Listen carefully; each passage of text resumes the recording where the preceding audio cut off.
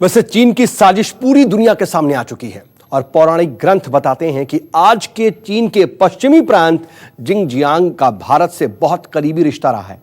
रामायण और महाभारत काल का बाद में लद्दाख होते हुए इसी रूट से कारोबार होता था, जो दुनिया भर में सिल्क रूट से जाना जाता था।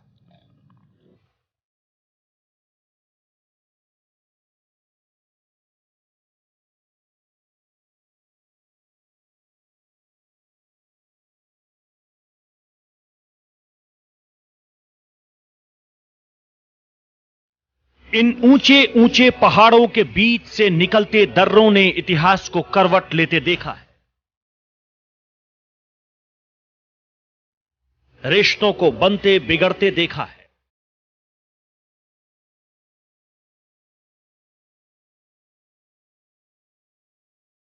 सरहद के लिए युद्ध देखे हैं।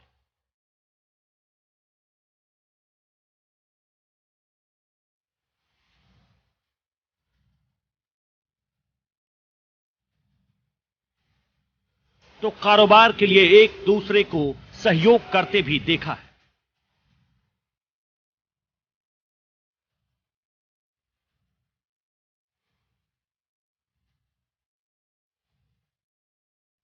चीन के पश्चिमी प्रांतों का जिक्र रामायण के बालकाल में मिलता है। इसे प्राग्ञ ज्योतिष कहा गया है। विष्णु पुराण में इस प्रांत का दूसरा नाम कामरूप मिलता है। महाभारत काल में एक बार श्री कृष्ण की चीन यात्रा का भी जिक्र है।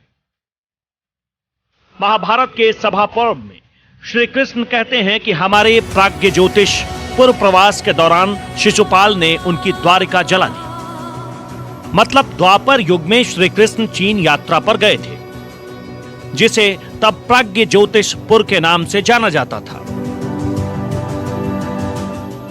चीनी यात्री हेनसांग और अल बरूनी के समय तक कामरूप को चीन और मौजूदा चीन को महाचीन कहा जाता था। कौटिल्य की अर्थशास्त्र में चीन शब्द का प्रयोग किया गया है। माना जाता है कि प्राग्ञ ज्योतिष प्रांत प्राचीन काल में असम से बर्मा, सिंगापुर, कंबोडिया, चीन, इंडोनेशिया, जावा, सुमात्रा तक फैला हुआ था। मतलब यह वो प्रांत था जिसमें मौजूदा चीन का करीब आधा क्षेत्र आता था।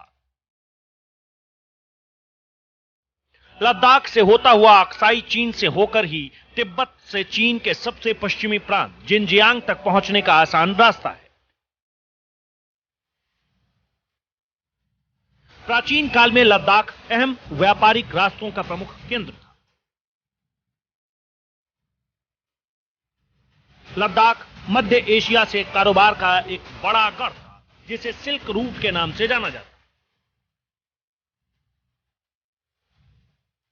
प्राचीन चीनी सभ्यता में व्यापारिक मार्ग को सिल्क रूट कहते हैं। हन राजवंश के शासन में रेशम का व्यापार काफी बढ़ा।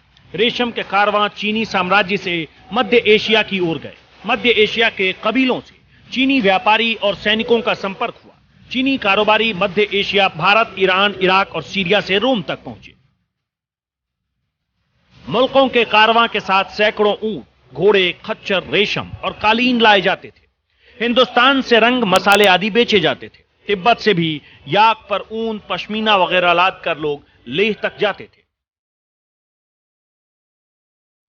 अक्साई चीन से होकर ही तिब्बत से चीन के सबसे पश्चिमी प्रांत जिनजियांग तक जाया जा सकता है।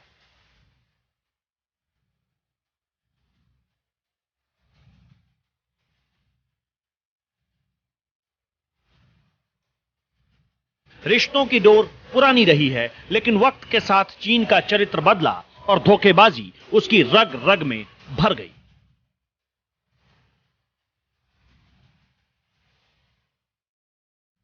Bureau report, news 24। नमस्कार, मैं हूं मानक गुप्ता। अगर आपको हमारा ये वीडियो पसंद आया हो तो इसे लाइक और शेयर जरूर करें, और हां, हमें सब्सक्राइब और फॉलो करना ना भूलें, ताकि आप देश और दुनिया की कोई खबर मिस ना करें। तो जुड़े रहिए हमारे साथ और देखते रहिए न्यूज़ 24।